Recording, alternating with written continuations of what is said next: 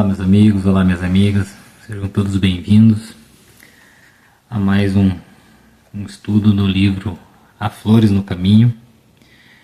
Faz parte do projeto Jesus Luz em Nossas Almas. Hoje nós vamos estudar o capítulo 20, No Longe dos Tempos, mas primeiramente vamos fazer uma prece. Vamos fechar os nossos olhos e levar o nosso pensamento a Deus, nosso Pai, a Jesus, Divino Mestre, companheiro querido de todos os momentos. Agradecidos por mais essa oportunidade de receber os ensinamentos do Cristo para o nosso próprio melhoramento. Rogamos a proteção e o auxílio da equipe espiritual encarregada por esse trabalho, para que possamos fazer um bom aproveitamento dessa obra riquíssima. Pai nosso que estais nos céus, santificado seja o vosso nome. Venha a nós o vosso reino, seja feita a vossa vontade, assim na terra como no céu. O pão nosso de cada dia nos dai hoje. Perdoai as nossas ofensas, assim como nós perdoamos a quem nos tem ofendido. E não nos deixeis cair em tentação, mas livra-nos, Senhor, da prática do mal. Que assim seja. Então, pessoal, como eu estava comentando, hoje vamos para o capítulo 20, No Longe dos Tempos. Na acústica da natureza prosseguia a vigorosa balada dos direitos dos humildes, há pouco apresentada no monte, ante a multidão embevecida, quando o mestre chamou os companheiros e desceu o cerro na direção da cidade, na várzea além. Continuavam as emoções, apressando os sentimentos dos ouvintes com vista ao futuro, percebendo que o dealbar da era nova dar-se-ia de imediato. A música de felicidade permanecia em ritmo de júbilos e, no sudário estrelado da noite, as harmonias divinas confraternizavam com os limites da terra. Os discípulos, fascinados pelo conteúdo maravilhoso do sermão das bem-aventuranças, não cabiam em si de contentes, desejando agregar questões novas, ampliar entendimento e entretecer considerações. Utilizando-se de breve repouso do amigo, acercaram-se como crianças curiosas e obedientes e, sem maior delonga, propuseram as interrogações que lhes bailavam na mente. Senhor, falaram pela palavra ponderada de Simão. Pelo que podemos observar, as alegrias reservadas nos céus aos que sofrem na terra poderiam ser transladadas para o dia a dia dos homens, caso dispuséssemos a vivência dos ensinos ouvidos desde hoje. Será possível acreditarmos na realização do reino de justiça e bondade para os próximos anos na humanidade? Como seguiremos as criaturas humanas na direção do futuro, sob os suaves comandos do amor ou abençoados pelos espículos do sofrimento? Havia uma ansiedade confiante que fulgia nos olhos desmensuradamente abertos do amigo, representante natural das inquietações gerais. Podia-se ouvir os anseios da natureza arrebentando-se em onomatopeias espontâneas. O Senhor relançou o olhar pelo grupo, emocionado num sentimento de união e, antevendo ao longe do futuro, começou a falar.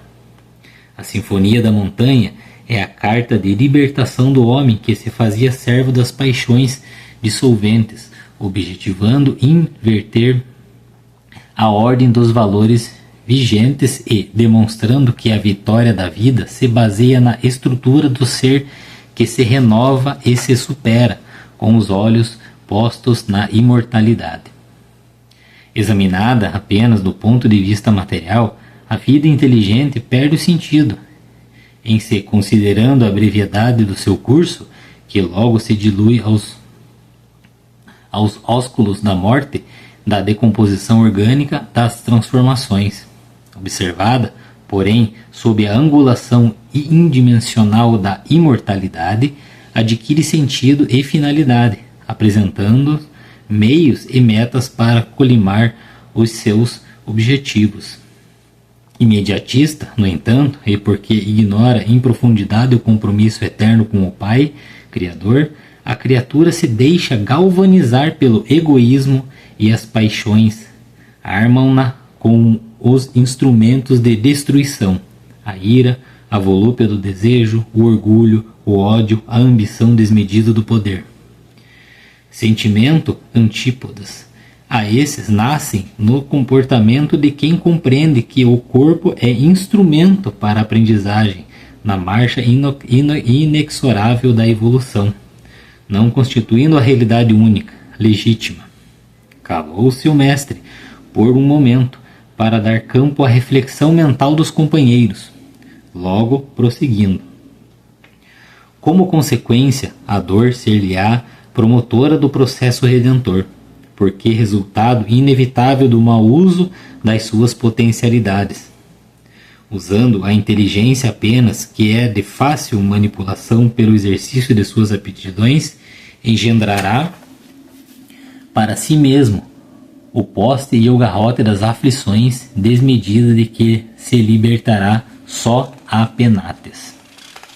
O Evangelho, sua vivência, todavia, será por todo o sempre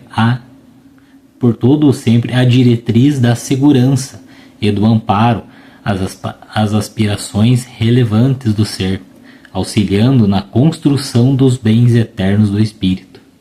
Recordam-se então os ouvintes os conceitos há pouco ouvidos: pobres de espírito, famintos de justiça, simples de coração, os limpos de coração, humildes e abnegados, sedentos de paz, os que choram, os mansos, porque somente através da vivência enriquecida de renúncia e simplicidade poderiam fartar-se como herdeiros naturais de tudo quanto não fruíram.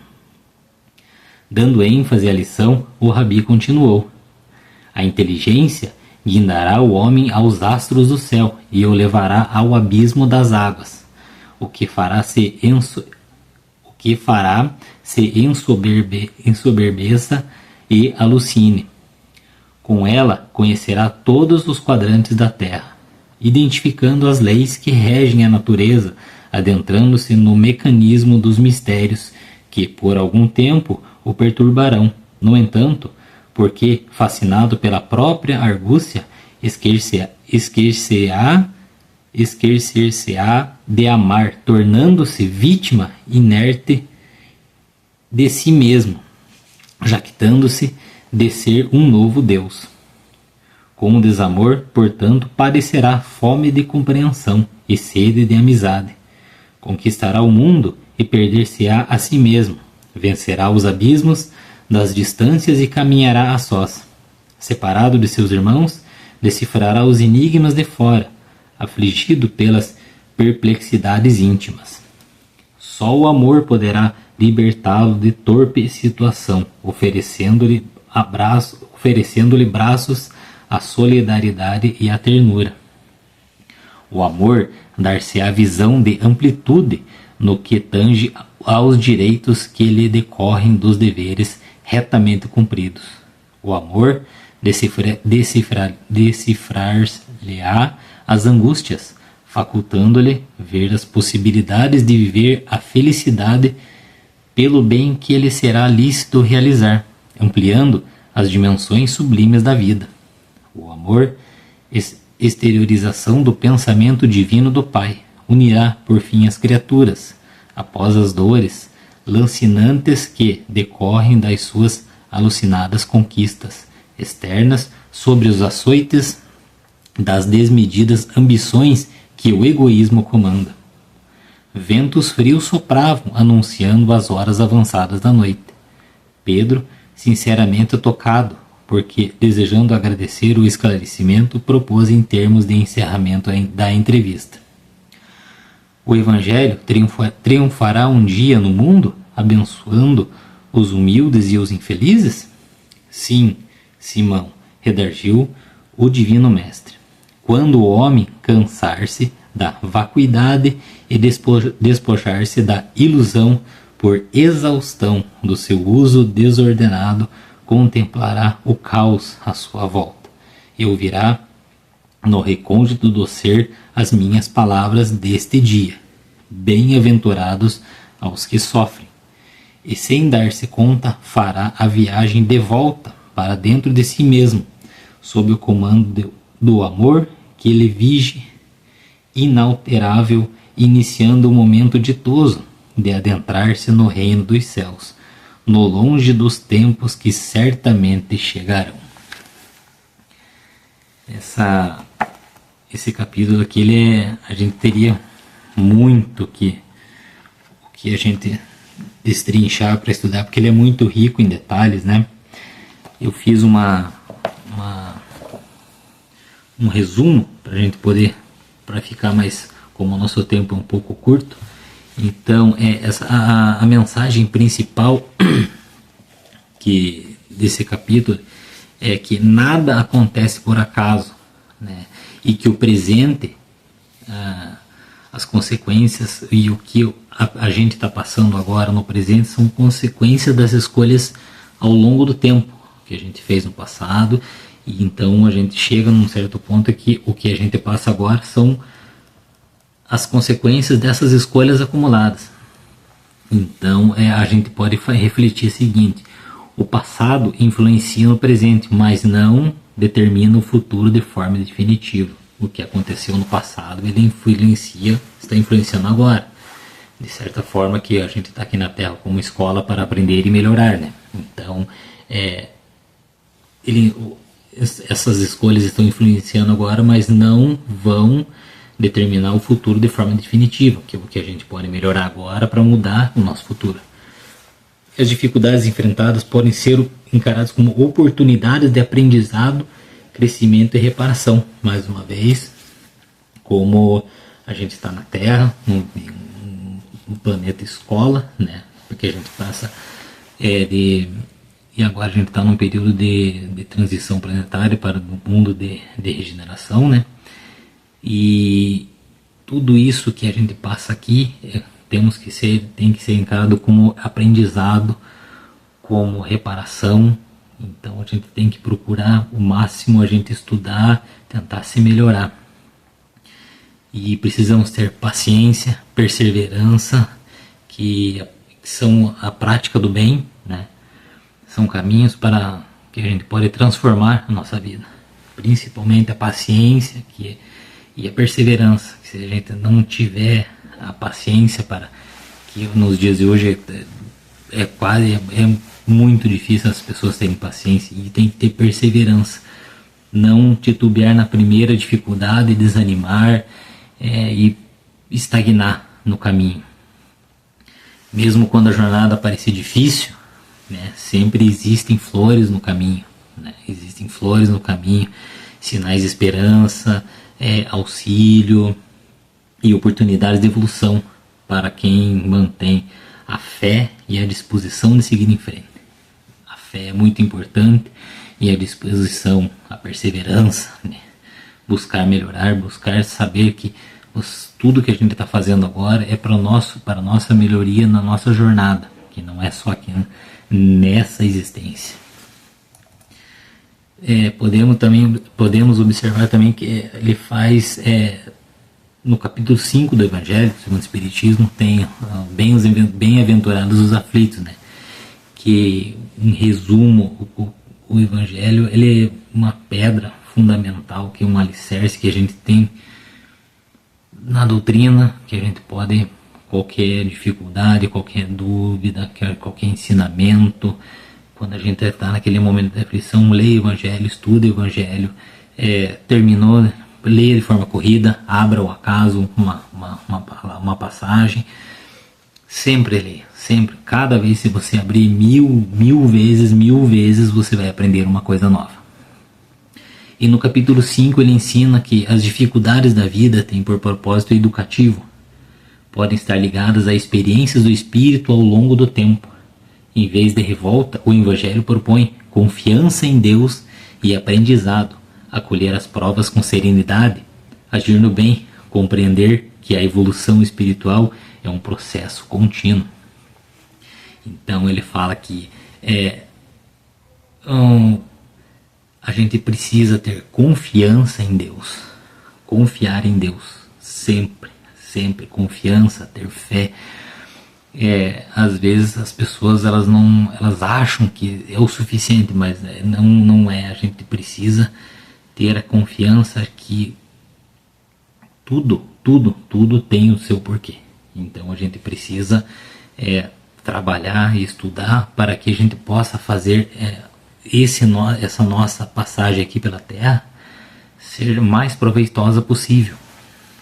E que essa passagem aqui na Terra ela é um aprendizado que vai se somar a nós quando a gente desencarnar.